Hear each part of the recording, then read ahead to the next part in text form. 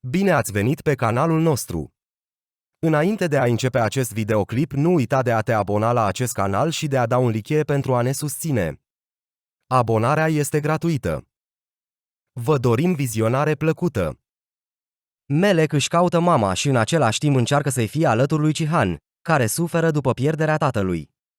Relația dintre ea și Nuh devine tot mai tensionată, însă Melek începe să se înțeleagă cu sora ei, Harika.